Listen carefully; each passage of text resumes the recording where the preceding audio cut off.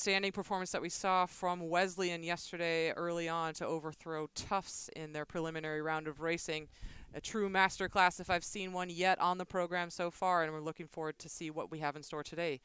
Master of Lanes, if you will. Our last race of the day is the final of the varsity boats from Division 3 with Bates in lane 1, Trinity in lane 2, Wesleyan in lane 3, Williams in lane 4, Tufts in lane 5, and Coast Guard in lane 6.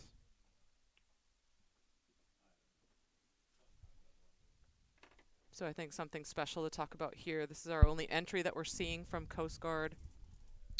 Really glad to have them here. I know after we saw them a few weeks ago, a lot of the guys that were rowing for them were going to be deployed, more or less, after graduation. So probably not as many people available to come and race at the IRA, but we do wish all of our deployed athletes very good luck, and thank you so much for what you do for us. We appreciate you very much, and glad to have your teammates here representing you and your program.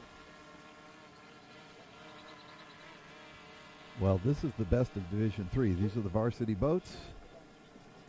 We saw their second varsity counterparts just moments ago. I think we can expect even better racing. Look to the middle of the course again for that's where the fastest ranked boats are placed. Yeah, it is going to come down to this showdown between Williams and Wesleyan, isn't it?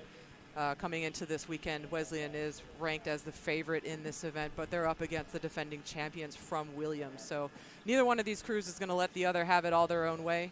I think it's going to be really exciting, and it's just going to come down to who's willing to take some risks out there and throw some punches. Well, Phil Carney's crew at Wesleyan is also a very young crew, mostly sophomores in that group, and they were freshman champions last year, and they are really excited, and they are a very, very good crew, undefeated this year. So they've already taken the measure of many of these crews, and we'll see if they have another good race in them. I do think it might have been Wesleyan that got the best of that early start stroke, just jumping off the line with the drop of the flag. But going right with them, it is going to be the crew in lane 2, that crew from Trinity, also willing to go for it here in these earlier strokes and go right with our top-ranked crew from Wesleyan. We've got 4 crews that look like they're rowing one boat. It's lots of 46, 48 strokes a minute.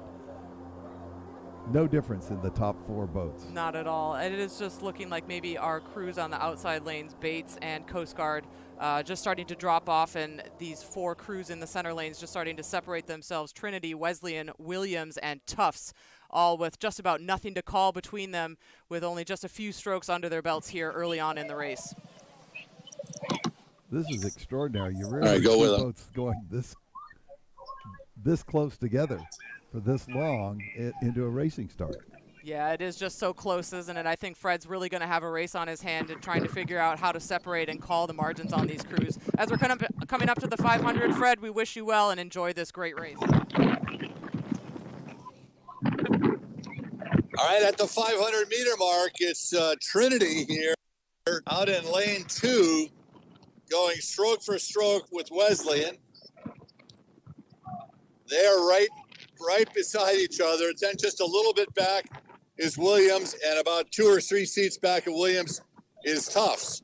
And then, as you indicated earlier, Coast Guard and Bates are 4 and 5, but a length off the pace.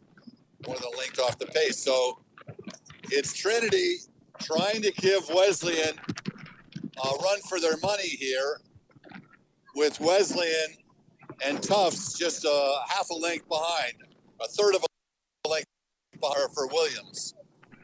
So it looks like Wesleyan now is starting to get a seat up on Trinity. And we're going to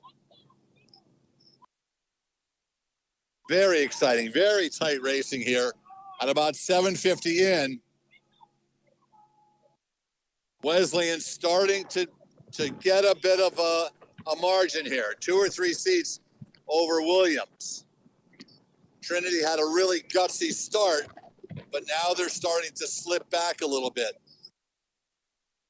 other side, drop back about 2/3 of a length. So right now, going through the 1,000, it's Wesleyan, 3 seats up over Williams.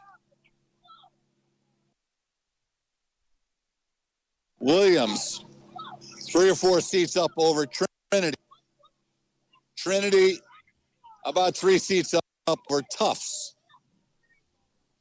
And it's back over to Coast Guard a little bit, maybe a half a length up on Bates. Third 500. This polished crew from Wesleyan is living up to their billing. They are cool, calm, and collected. They are starting to pull away from Williams. 38.5 for Wesleyan. Williams about a third of a length down, maybe a half. Can Williams spool up at the end of the race? 38 strokes a minute. I saw Williams yesterday, and they looked very impressive. And I thought they would be right in the money, which they are, for a medal here. Right now, Wesleyan's on fire. Wesleyan's taken another seat from Williams. I come a little bit wider. Trinity is being challenged now by Tufts. Over to you guys in the tower.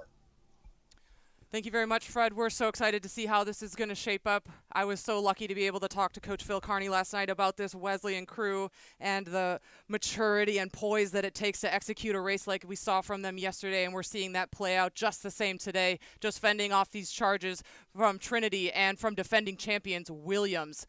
But this race is absolutely not in the bag yet. We're still outside of the red buoys, so there's still plenty of room for someone to mount a charge. Maybe Williams on their left still has something in the back pocket. The Williams bowman just taking a look out of the boat now, and he's going to look and see just what's going on with the field. Dave, what do you think? Well, I think Williams is really mounting a charge that Wesleyan hasn't seen yet this year, and they're holding their feet to the fire. Obviously, Trinity's kind of looks like they've fallen back into 4th place with Tufts over there, maybe currently in for bronze, I think, if I'm seeing the line right. Yeah, here comes this charge from Williams now. They're just about drawing level with Wesleyan. Wesleyan's done so well to hold them off through the middle of the race course. It's really going to come down to the line. The last few seats are going to decide the 2 medals here, gold and silver, between Wesleyan and Williams all the way to the line. I think I'm going to call it as Wesleyan, but we'll wait for the official results. I think they know that they have it. Williams, I think, just know it's a little bit of heartbreak in the Eves boat. Unfortunately, I think that is how it is going to be. I do want to wait for the official results so I don't make the wrong call, but it looked, Dave, like it was just Wesleyan holding on. Oh, it definitely was, and Tufts for bronze. That was a remarkable charge by Williams. They really tested Wesleyan to the max. Wesleyan has finished the season undefeated.